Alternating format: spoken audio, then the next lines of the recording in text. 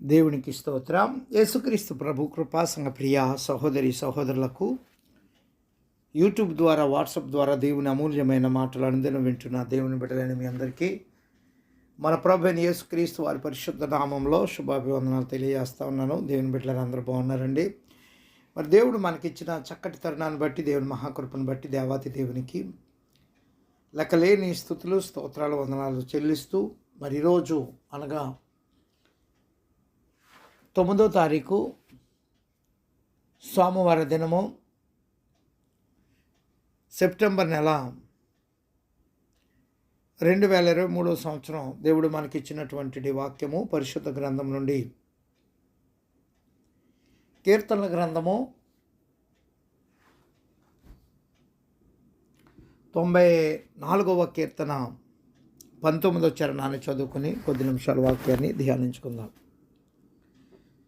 నా అంతరంగమందు విచారములు ఎచ్చగా నీ గొప్ప ఆదరణ నా ప్రాణమునకు నెమ్మది కలుగజేయుచున్నదే. ప్రార్థన. పరిశుద్ధుడా, ప్రేమమేడు మా తండ్రి, వాక్యమైన దేవ, మాతో మాట్లాడి మమ్మలను బలపరచుమని యేసుక్రీస్తు వారి నామంలో ప్రార్థించి వాక్యమును ధ్యానించుచున్నాము తండ్రి, ఆమెన్.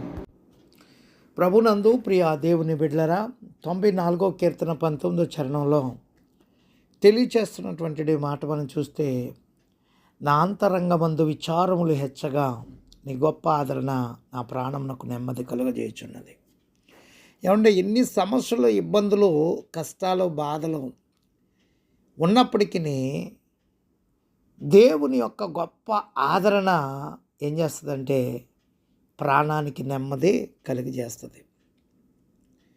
నిన్ను విడువను ఎడబాయను అని సెలవిచ్చేటువంటి దేవుడు, నీ తోడుగా నేనున్నాను అని వాగ్దానం ఇచ్చే దేవుడు. మరి ఆయన ఉన్నప్పుడు ఆయన ఆదరణ ఏమంటే ప్రాణానికి నెమ్మది కలిగిస్తుంది. ఎన్ని విచారములు, ఎన్ని సమస్యలు, ఎన్ని ఇబ్బందులు ఉన్నా. అందుకే నీతిమంతులకి దేవుడే ఆశ్రయము అని ఇక్కడ 94వ కీర్తనలో మనకే కనబడతా ఉందండి. దేవుడు తన ప్రజలను తీవ్రమైన శిక్షల నుండి, అలాగే దుష్టుల నుండి, ఎదురయ్యేటువంటి సమస్యల నుండి కాపాడేవాడండి. దేవుడు పరిశుద్ధుడును న్యాయవంతుడును గనుక దుష్టుల నుండి నీతిమంతులను తప్పక రక్షిస్తాడండి. ఈ కీర్తన రచయిత కూడా ఎవరో తెలియదు కానీ చక్కటి అమూల్యమైన మాటలు తెలియపరచండి. మొదటి 2 వచనాల్లో కూడా మనం చూస్తే, గర్విష్ఠులకు ప్రతిఫలం ఇచ్చే దేవుడు. ఏమంటే గర్విష్ఠులకి ప్రతిఫలం ఇచ్చే దేవుడు నిజమే. మరి గర్వంగా ప్రవర్తించినటువంటి నెబుకద్నెజరుని కానివ్వండి, ఏమంటే గడ్డి తినిపించి మరలా పశ్చాత్తాపడిన తర్వాత మరలా తిరిగి ఆయన రాజ్యాన్ని ఆయనకి ఇచ్చాడు. అంతేకాకుండా ఆయన కుమారుడు మార్పు లేకుండా గర్వం వలన మరణించవలసి వచ్చింది. దేవుడు తన ప్రజలను తీవ్రమైన శిక్షల నుండి, దుష్టుల నుండి, ఎదురయ్యే సమస్యల నుండి కాపాడేటువంటి దేవుడు అయిన పరిశుద్ధుడైన న్యాయవంతుడైన కనుక దుష్టుల నుండి నీతిమంతుల్ని తప్పక రక్షించేవాడి కీర్తన రచయిత కూడా మనకు తెలియనప్పటికీ చక్కటి అమూల్యమైన మాటలు తెలియపచ్చు. గర్విష్ఠులకు ప్రతిఫలం ఇచ్చే దేవుడు అని కీర్తనకారుడు దేవుని ప్రార్థించుచు ప్రతీకారం చేయుదేవా అని 2 సార్లు అని ప్రకాశింపుమే అంటూ ఉన్నాడు, అని ప్రార్థించేస్తూ ఉన్నాడు. దేవుడు తన ప్రజలకు అన్యాయం జరుగుడు చూచి ఏమంటే ఆయన తట్టుకోలేడండి, సహించడని, తగిన ప్రతీకారం చేయనని కీర్తనాకారుని విశ్వాసం అండి. దేవుడు భూలోక న్యాయాధిపతి అయిన ఏమంటే 2వ వచనంలో తెలియచేస్తున్న మాటలు. అలాగే దేవుడు న్యాయాధిపతిగా భూలోకంలో నీతి న్యాయములను స్థాపించేవాడండి. ఆయన గర్విష్ఠులకు తగిన తీర్పు తీర్చి వారిని అణిచివేయును, వారి దుష్టత్వమునకు తగిన ప్రతిఫలం ఇచ్చినండి. అలాగే 3 నుంచి 11 వచనాల వరకు మనం చూసినట్లయితే భక్తిహీనులను గురించి ఫిర్యాదు చేస్తూ ఉన్నాడు. ఈ వాక్య భాగంలో భక్తిహీనులు, దుష్టులు జరిగించుచున్న దౌర్జన్యకర కార్యములను గురించి కీర్తనకారుడు న్యాయాధిపతి అయిన దేవునికి ఫిర్యాదు చేస్తూ ఉన్నాడు.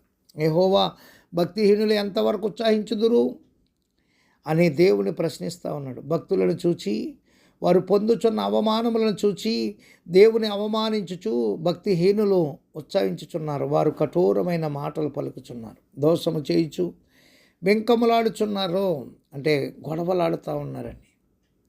అలాగే యెహోవా చూచుటలేదు, విచారించటలేదని మరింత రెచ్చిపోతూ ఉన్నారని చెప్తా ఉన్నాండి. వారు చెడుగా జరిగించినను తమకు శిక్షలు రాకపోవడం చూసి అంతగానో అతిశయిస్తూ ఉన్నారని వారు దేవుని భక్తులను హింసిస్తూ ఉన్నారని, అలాగే విధవరాండ్రిని, పరదేశుల్ని, తండ్రి లేని వారిని చంపుతూ ఉన్నారని, ఇట్టి దుర్మార్గాన్ని చూసి పట్టి పట్టినట్లున్న ఆనాటి సమాజమును హెచ్చరించాడు.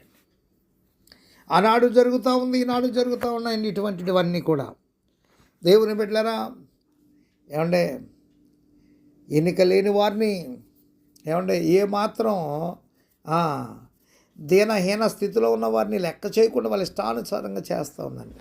ఒక మాట మనం గమనించినట్లయితే మరి కలకత్తా ప్రదేశంలో ఏమంటే కలకత్తా ప్రాంతంలో, భారతదేశంలో కలకత్తా ప్రాంతంలో ఏమంటే ట్రైనింగ్ డాక్టర్ని ఎంత దారుణంగా మరి గొప్ప గొప్ప వారందరూ కూడా దారుణంగా ఆమెని పాడు చేసి చంపేసి, ఎవరు మమ్మల్ని పట్టించుకోవడం, ఎవడం మేము భయపడవలసిన పని లేదన్నారండి. దేవుని బిడ్డలారా గమనించండి, ఇంచుమించు నెల అవుతుంది జరిగి, కానీ అయినప్పటికీ లోకమంతా, దేశమంతా ఏమంటే ఒకటయ్యేసరికి మొత్తం డొంకంతా కదులుతూ ఉంది. అలా అనుకున్నారు, మా వల్ల మమ్మల్ని ఎవడో ఏమీ చేయలేడు, మేము ఏదైనా చేయొచ్చు, మమ్మల్ని ఎవడో ఏం చేయలేడు. ఎందుకంటే అధికారంలో ఉన్నాం, పలుకుబడిలో ఉన్నాం, గొప్ప గొప్ప వారము, ఉన్నతమైన స్థితిలో ఉన్నాం, మమ్మల్ని ఎవరు ఏమీ చేయలేరు అన్నటువంటి స్థితిలో 7 కలిసి ఏమన్నా ఒక ఆడపిల్లని దారుణమైన రీతిలో పాడు చేసి చంపేసి ఆత్మహత్యగా నిరూపించుదామని చూశారు. కానీ ఆత్మహత్య కాదు అన్నప్పుడు పోలీసులు వారికి తెలియపరిచినప్పుడు పోలీసులు కూడా ఇదేమీ కాదు, మామూలుదే అనేసి వాళ్ళు సరిపుచ్చటానికి, కప్పపెట్టడానికి చూస్తే చివరికి సిబిఐ ఎంక్వైరీ చేయాలని దేశమంతా ఒకటైతే అప్పుడు డొంకంతా కదిలిందండి. దేవుని బిడ్డలారా, లేకపోతే కనుక ఏదో రకంగా మాఫీ చేసేద్దామని చూశారండి. దేవుని బిడ్డలారా చూసారా, వాళ్ళు చేసిన దౌర్జన్యాలు అడ్డు ఆపు లేకుండా చేసుకుంటా పోతూ ఉన్నారు, మాకేమీ జరగదని. దేవుని బిడ్డలారా, దేవుడు కలగజేసుకున్నప్పుడు ఖచ్చితంగా బయటపడుతుంది. అదే ఇప్పుడు బయటపడుతూ ఉన్నాయి.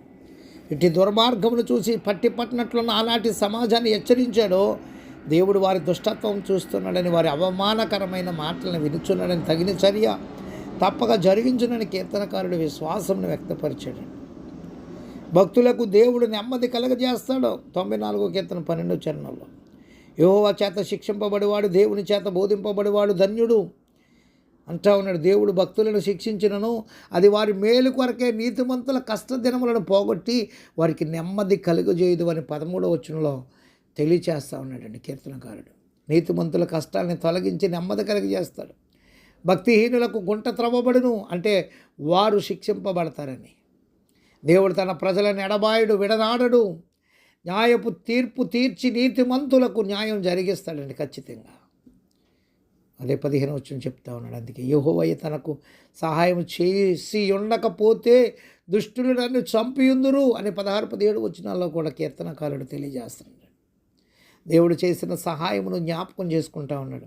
తన కాలు జారినను దేవుడు తనను విడువక కాపాడిన సంగతిని స్మరిస్తూ ఉన్నాడు. 18-21 యెహోవాయే నా కోట, నా ఆశ్రయమని ఒప్పుకొనుచు దుష్టులకు తగిన ప్రతీకారం చేయనని విశ్వసిస్తూ ఉన్నాడు.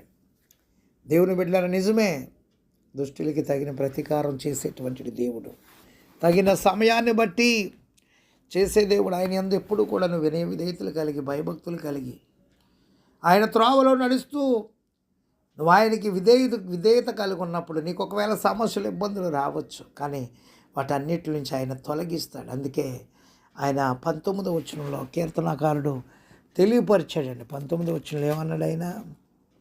నా అంతరంగమందు విచారములు ఎచ్చగా నీ గొప్ప ఆదరణ నా ప్రాణమునకు నెమ్మది కలగజేయుచున్నది. ఎన్నో సమస్యలు ఎక్కువైపోయినాయి, కానీ అయినా కానీ ఆయన ఆదరణ, దేవుని యొక్క వాగ్దానాల ద్వారా బలపరుచుకున్నాడని, ఆదరించబడ్డాడు. దేవుని బిడ్డలారా, నీకు నాకు కూడా దేవుని యందు విశ్వాసం ఉంచి దేవుని మీద ఆధారపడినప్పుడు ఆయన యొక్క అమూల్యమైన వాగ్దానాల ద్వారా మనం ఎంతగానో ఆదరించబడతామని ప్రభునామంలో తెలియజేస్తూ ఈ మాటలు ముగిస్తాను. దేవుడి కొద్ది మాటలు మన వెనుకడిలో దీవించునుగాక. ఆమేన్. తండ్రి, కుమార, పరిశుద్ధాత్మ త్రియేక దేవుని దీవెన మనెల్లరకు తోడై ఉండి కాపాడునుగాక. ప్రభు పనిలో మీ ఆత్మీయ సహోదరుడు పాస్టర్ ఎలీషా రాజు మస్కట్ నుండి. God bless you all.